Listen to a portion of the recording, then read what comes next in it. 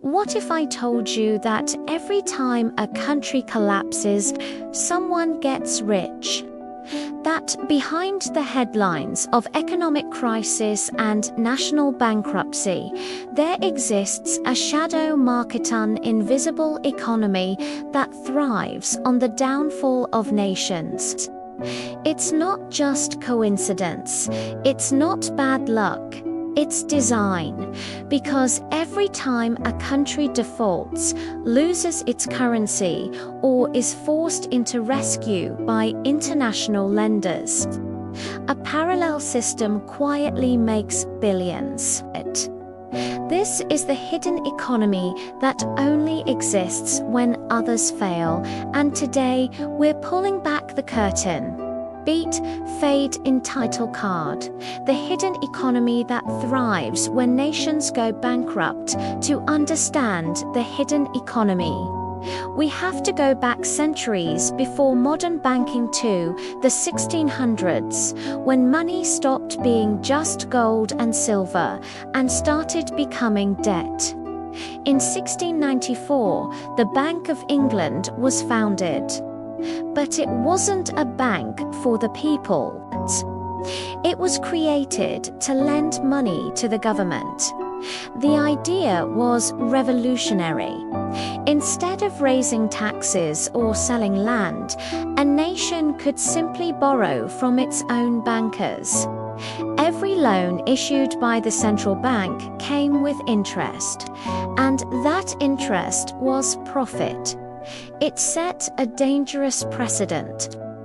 From that moment on, national debt wasn't a problem to be solved. It was a business model. Over time, other empires copied the system: France, the Netherlands, and later the United States, with the creation of the Federal Reserve in 1913.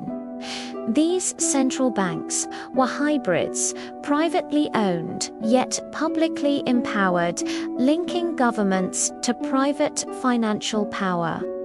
These institutions made one thing clear: every crisis could be turned into an opportunity if you were on the lending side. Fast forward to the 20th century.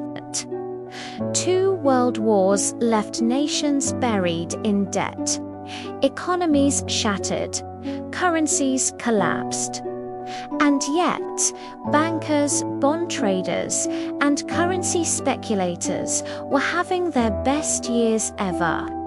The same pattern kept repeating. A country borrows, it overspends, the debt grows unpayable, then comes the rescue.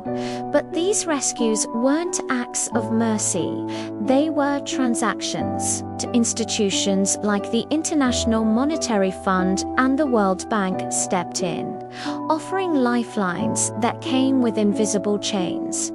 Privatize your industries, sell your natural resources, cut social spending, raise taxes. It was called structural adjustment. But for the hidden economy, it was the moment of extraction, the point where wealth quietly moved from public hands to private ones. Every loan default created 2 victims and 1 winner. The people lost their savings, the government lost its sovereignty, and the financiers gained control. One of the clearest examples came in Argentina in 2001. For years, Argentina was the darling of global investors. The peso was pegged to the US dollar. Money poured in. The country looked stable. But that stability was an illusion built on borrowed money. When global markets shifted and investors pulled out, everything collapsed. The government froze bank accounts. Riots erupted in the streets. Millions lost everything overnight. And while the nation burned, a new market roared to life. The vulture funds, these were private investors who bought Argentina's defaulted bonds at pennies on the dollar. Then they sued the government in foreign courts, demanding full repayment plus interest. Some made returns of over 1,000% from a bankrupt country. The hidden economy had evolved. It no longer waited for crises, it created them. Then came Greece. After the 2008 crash, Greece became the poster child for failure, accused of overspending, undertaxing, and mismanaging everything. But beneath the headlines was a deeper truth. European banks had flooded Greece with cheap credit during the boom years, knowing full well it could never be repaid. When the crash came, those same banks were bailed out, not by themselves, but by the Greek people through brutal austerity. Hospitals shut down. Pensions were slashed. Unemployment soared above 25%. And yet, Greece continued paying billions in interest every year to the same institutions that helped cause the collapse. As Greece suffered, foreign investors bought its public assets, ports, airports, utilities for a fraction of their value. Bankruptcy wasn't the end. It was the beginning of privatization. After 2008, central banks tried to save the global economy with a new trick: quantitative easing.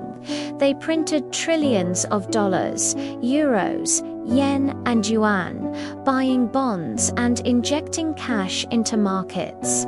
The idea was simple: flood the system with cheap money to spark growth. But the result? The rich got richer. Asset prices soared, and ordinary citizens were left behind. Debt didn't disappear, it just moved higher up the pyramid. By 2025, global debt had crossed $315 trillion, more than 3 times the world's total GDP. The more debt we create, the more dependent we become on the system that caused it. The hidden economy thrives not when nations are strong, but when they're too weak to fight back. Today, the game has changed again. With the rise of digital currencies, AI-driven trading, and debt tokenization, the hidden economy is going online. Speculators are no longer betting on oil or gold. They're betting on entire nations. Every crisis, every inflation wave, every currency crash becomes a profit event. When economies crash, billionaires multiply. When currencies weaken, asset managers grow stronger. When the middle class shrinks, financial power consolidates. It's not a glitch in the system. It is the system. So who wins when a nation goes bankrupt? Follow the money and you'll find hedge funds shorting currencies, private equity firms buying bankrupt assets, and central banks printing trillions to protect investor confidence. It's a game of global extraction, played by a few, funded by everyone, and the scoreboard is written in debt. The hidden economy has no flag, no border, no loyalty. It doesn't care who's in power, only who pays the interest. So, what can we take away from this? First, debt isn't just a financial tool, it's a form of control. Nations don't collapse by accident. They collapse when their debt becomes someone else's profit. Second, crises are not just tragedies, they reap business opportunities for those who understand the system's hidden rules. Every bailout, every austerity package, every IMF rescue is part of the same cycle. Third, the illusion of stability is the most dangerous myth of all. As long as we believe the system is built to protect us, we'll never see who it truly serves. The next time you hear that a nation is too big to fail, remember that phrase was invented by those who profit when it does.